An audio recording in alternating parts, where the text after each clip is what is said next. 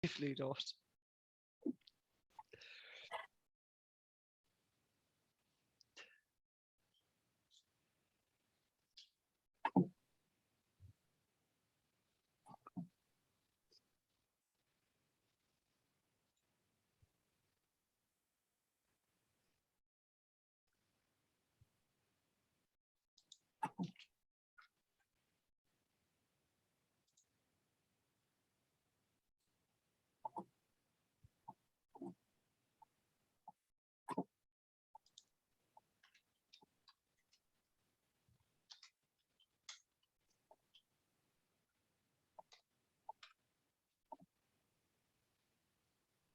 Kia ora koutou.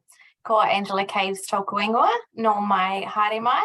Welcome to the Tairāwhiti Business Growth and Support Virtual Conference. My name's Angela Caves and I'm the Partnership and Events Lead with Digital Boost. It's my pleasure to be hosting you today. This is our third and final day of the conference, second to last session. So welcome to our audience who have joined us here in the webinar, and a warm welcome to those who are joining via a live stream on either Facebook, LinkedIn or YouTube this afternoon. On the webinar with me this afternoon is my co-host and collaborating partner, Robin Barker. Robin is from connected.govt.nz and is an employment liaison advisor with Connected, based in the Tairāwhiti region, so on the ground down there, up there for me. I'm from Christchurch, by the way. Robin's going to take you through some housekeeping and then she's going to introduce our guest presenter. Thanks so much, Robin. Oh, kia ora, Ange, thank you. Ngamahi kia koutou katoa. For those of you who are joining us in the webinar, you can see and hear us, but we can't see you nor hear you. So please feel free to add any questions or comments into the chat or by using the Q&A function available. We'll address any questions towards the end of the presentation. Our sessions are being recorded and will be uploaded to a YouTube playlist on the Digital Boost channel for most event viewings. All registered attendees will be provided a link to this via email. It's now my pleasure to introduce Mason Routinier from business.gov. It's all over to you now, Mason. Kia ora. Kia ora. So I'm just sharing my screen.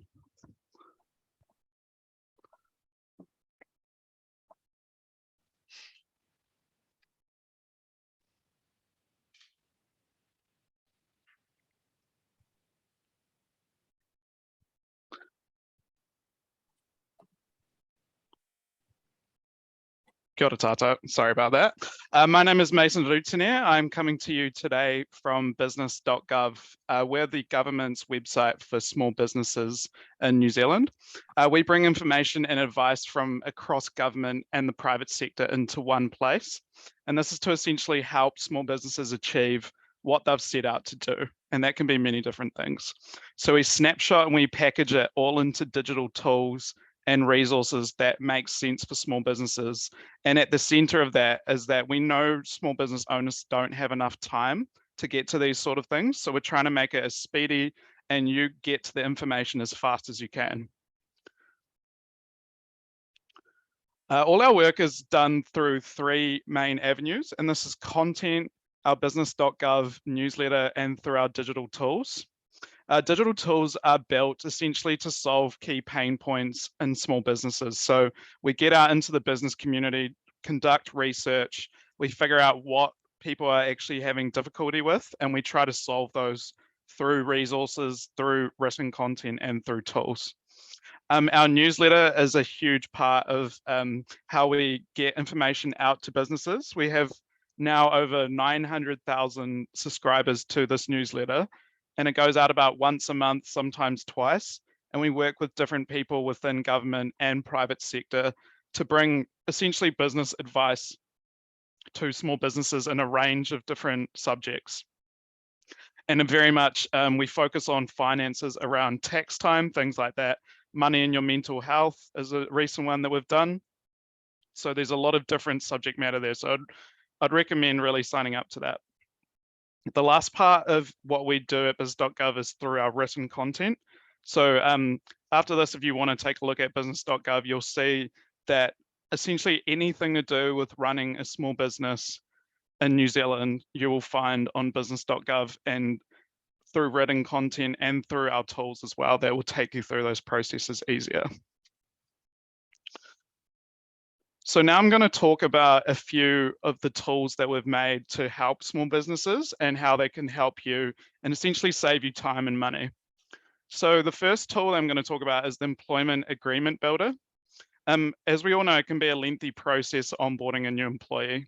Sometimes this can be a deterrent even when a business owner needs it. This is the reason behind us building this Employment Agreement Builder. So instead of you having to go to a lawyer or overpay them to write a contract, we've built a tool to allow you to build this contract yourself. And this way it saves you a lot of time and money. As we all know, lawyers do cost a lot of money.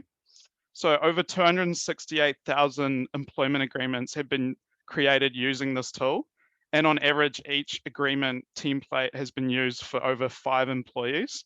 So we've found really good use of this tool. And yeah, it just essentially is there to save you time, save you money, and actually allow you to build your own contract so you can input things that might be specific to your business for free, essentially. So the next tool I'm going to talk about is OneCheck. So OneCheck essentially is addressing the issue of domain names. So choosing a name for your business is obviously quite a big decision right at the planning stages. So especially if you plan to build a brand or a global brand and saying that around that business name. So before you make any decisions, it pays to make a few checks just to see if any other businesses are using similar names or the strength of searchability within that name. Because obviously if you, for example, if you name your business Orange, it's not going to come up in search engine results very close to the top at all, really. So things like that are all things to consider that aren't really that clear when you're starting out with a business. So how OneCheck works is essentially it's a database for social media handles, web domain names, emails, all that sort of stuff. It's all brought into one, so you can search what your proposed business name is and the availability of those domains, and it might inform your decision or it might not, but it's just good to have that in your pocket, essentially. Next tool is Compliance Matters. So another major pain point for small businesses that we find in our research is their compliance obligations, as many of you will know. Compliance can be such a confusing process, even the way we look at things. Also very time consuming, which is not ideal for growing a business. From this, we built the Compliance Matters tool. For this tool, we partnered with over 10 different government agencies to become a central hub or database for compliance across every industry. So these included ACC, Consumer Protection, WorkSafe, and many more. And this is important when you're starting a business and growing. At any stage of business, compliance is always important. Choosing business structures. So this is mainly important at the beginning stages of planning your business. So what sort of business structure are you going to take? Are you going to be a company? Are you going to be a sole trader or a partnership or a social enterprise? That's all something that you should actually consider when starting a business, because they can have different legal obligations, different liability, things like that. So, and like that, it's not common knowledge. So I would recommend firstly going on choose business structure and then looking at our written content on our website as well, because there's a lot of things about that. There's a lot to learn there. So whether you're already in business or just starting out, it's obviously important. This tool will help you make that decision, and it'll give you the information on time of exactly what you need, what you want out of your business, things to consider when choosing different structures. For example, if you set up a company, you're not legally liable in terms of what that company does, because a company is actually acts as a separate entity, but when you're a sole trader, you are more liable. Things like that are all things to consider when you're planning a business. So this is not so longer relevant, but the COVID-19 info. So during 2020, it was brought to us that business.gov should be the major comms channel throughout government for small businesses. And just to inform like people on time of policy changes, whether they can open their stores, orange and red light, all that stuff was spread through business.gov. So that was a huge part of our newsletter as well. And we were pushing that through to 900,000 small businesses essentially in New Zealand. Yeah, and the last main thing is our newsletter. So we have a newsletter subscription for small businesses. This has over 850, actually 900,000 recipients now. These newsletters feature curated content and articles to help small businesses.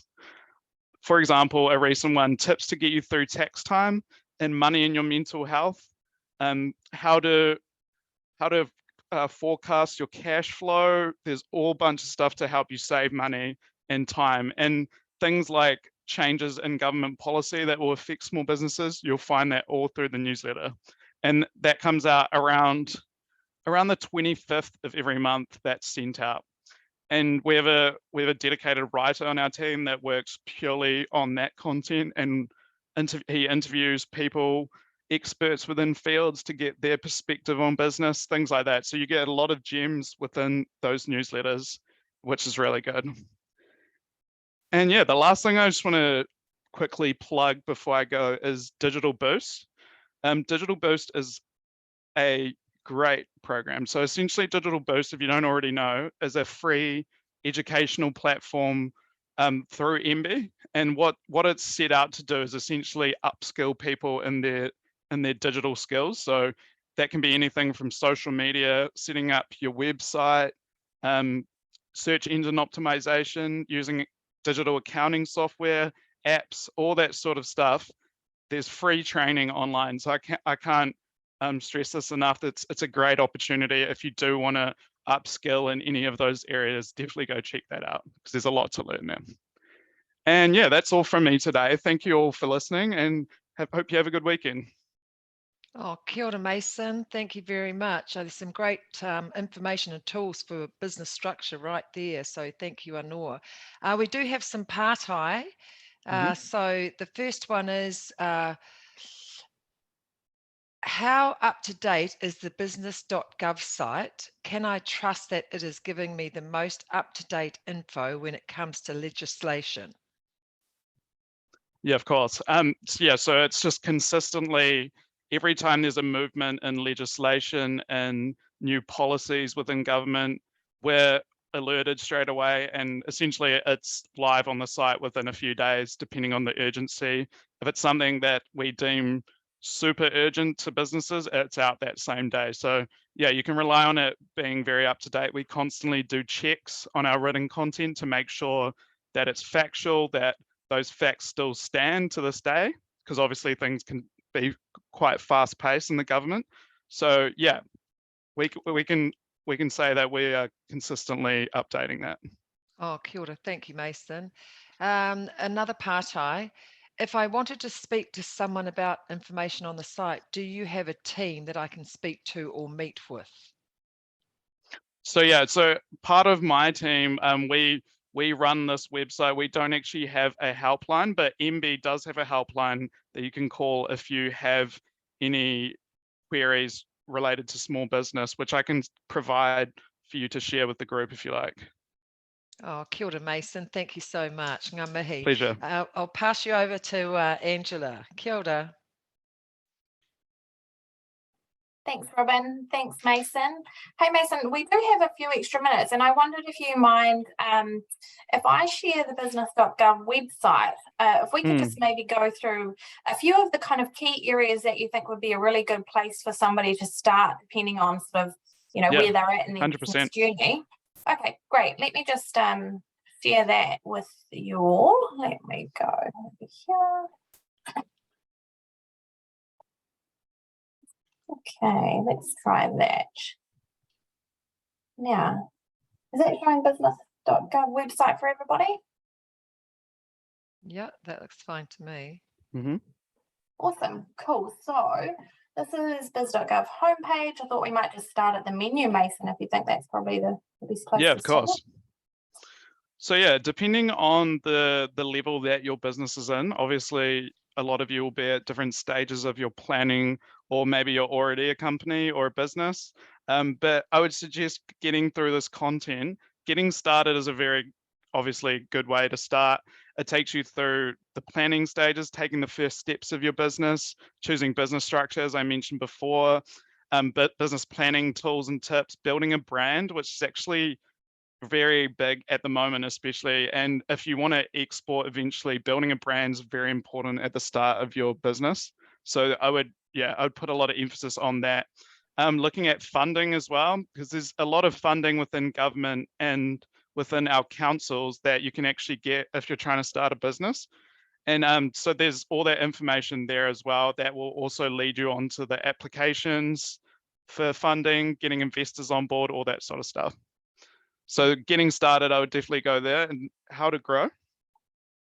So how to grow, if you're in the planning stages, I wouldn't focus on this so much. This is more when you're actually operating as a business. How do you grow that business from the beginning stages to obviously a better growth period? So boosting sales, marketing, all that sort of stuff, tips for tendering, growth and innovation is a really decent and chunky section there. Test if you're ready to grow. So that's actually a self-assessment tool, and that'll take you through a few questions. And it's, if you say that, it takes you through about 10 questions, and then it gives you some advice, and it links you through to information on your growth strategy and whether or not you're ready to grow, or whether you want to, leave it 6 months to a year to maybe build your business a bit more and then grow, because all those are very big decisions for a young company. So we're just trying to guide you through that. Importing and exporting, that's huge. I've just recently worked on the exporting section and adding a bunch of new, if you don't mind going to the government agencies can help. There. So this is a new page that we've put together and we're about to add videos to, and it's essentially breaking down each agency in the exporting ecosystem and how they help, and essentially what to go to them for. Oh, awesome. So I don't know if many of you are exporters already, but the exporting system is very complicated, unfortunately, and there's just a bunch of different government agencies that actually all serve different purposes. So what we'll try to do with this page is essentially bring that all together into one place. So you can be like, okay, I need NZTE for this. I need MPI if I'm selling food and fiber or wine, things like that. So, and there's also great to have that all on one page that links off and sort of clarifies what you need each of those for. And we've been lucky enough to have NZTE join us in the conference on Q1 actually. So some really good information, and you can see how this is really a whole ecosystem of support where each of us kind of contributes a little bit to support that entire business through its journey. Yeah. And there's what, if you don't mind scrolling down to, it's called NZ Export Credit.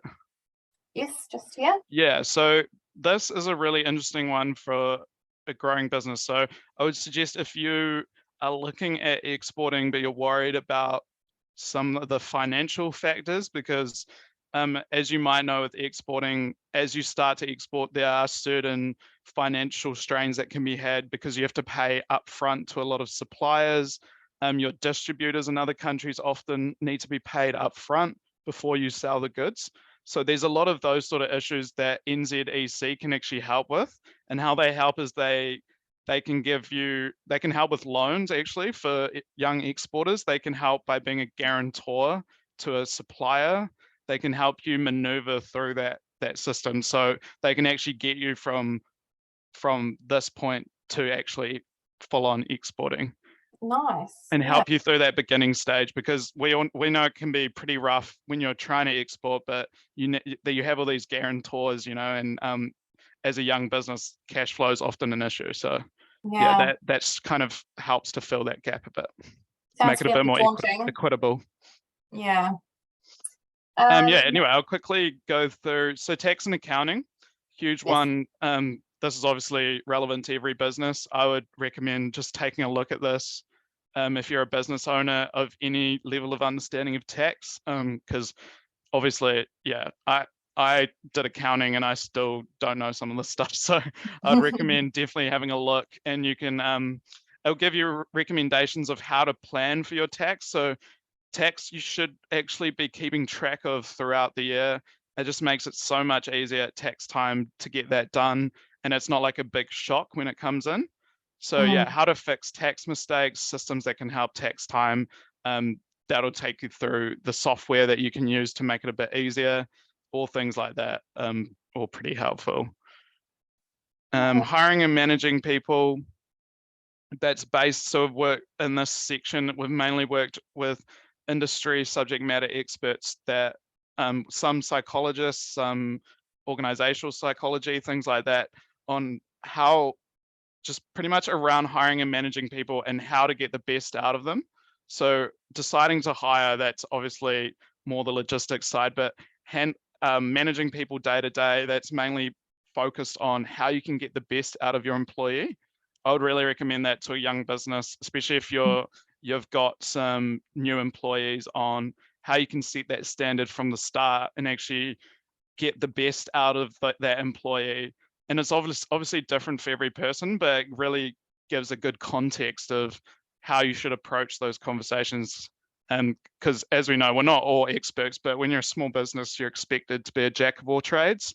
So this just all this information just can kind of help you not have to go. Our kind of mission is to have small businesses not have to go to these people that cost money. And we're just trying to make it a more fair playing field by getting this information out. Yeah, fantastic. So, we yeah. might just skip down to, I always find your tools and resources section really helpful. So Cool. Just for the sake of time, I just thought we might just come down here and have a look at some of these. And what would be your number one go-to tool? Let's say if I'm a sole trader or wanting to be a sole trader, I'm looking at starting my own business, what would be your number one go-to recommendation? Yeah, for sure, choose your business structure in that case. If you're, that's a tool I would use for any business that hasn't actually started their business yet, because it'll help you through those decisions and what they actually mean. Because you can say sole trader company, all those words, but if you don't actually know what that entails in terms of your legal obligations or financially, then it just doesn't really mean anything. So it's just putting that in more simple terms to actually get a grasp of understanding. Yeah, cool. I might just go through it. So that first question was just asking me, how many business owners will you be? Let's say it's this one. Do I plan to look for investors? Nah, let's say no. Next question, is running the business likely to involve any large costs, loans or debts? Let's say no for the sake of simplicity. And it pops out a result. Honestly, I think, everybody should be, if you're considering going into business, if your business is in that really organic growth stage where you're ready to take on your first employee, through to those who are, got multiple employees, I think there's something on business.gov site for everybody. I am just conscious of time there. So thank you for indulging my query there. I'm doing a tour through your website, Mason, but it looks like you and your team are putting in a lot of hard work in the background to keep that up to date. So, on behalf of small business or business across New Zealand, we're really thankful and grateful for these resources that are, right there at our fingertips. And thank you again for joining us this afternoon. Always a pleasure to have with us. Just for those of you who haven't been on one of our sessions, to let you know, we have Robin, who is, again, like I said earlier, based in the Tairāwhiti region. Connected is your conduit of connection to these agencies that have joined us and many more. So Robin, if you want to have a chat with her, please pop in. You can go to the Connected site and you don't have to make an appointment. You can just drop in and have a chat with her and she'll point you in the right direction. Digital Boost is here to help you. Thank you earlier for your plug, Mason, we are part of the MB family. So if you are not already signed up, please head over to Digital Boost. Join us there on our educational platform. Make use of our free tool Checkable to check your digital footprint. If you think you are doing digital well and you'd like to be showcased and featured on our platform, please get in contact with our support team. We are always looking to include any business in our real world story section if you're doing digital well. That does bring our session to a close. We are up for one more session with yours truly here from Digital Boost at 2:30. So please do join me and I'll take you through what is on the Digital Boost platform. Other than that, I do hope you all have a wonderful afternoon and looking forward to a nice relaxing weekend. Thanks again, Mason, and thank you, Robin. We'll see you shortly. Kia ora, Ange. Ngā mihi, Mason. Kia ora, ngā mihi. Bye-bye, everyone. Kia Bye, ora. guys. Nice to meet you, Robin. You too, Mason. Kia ora.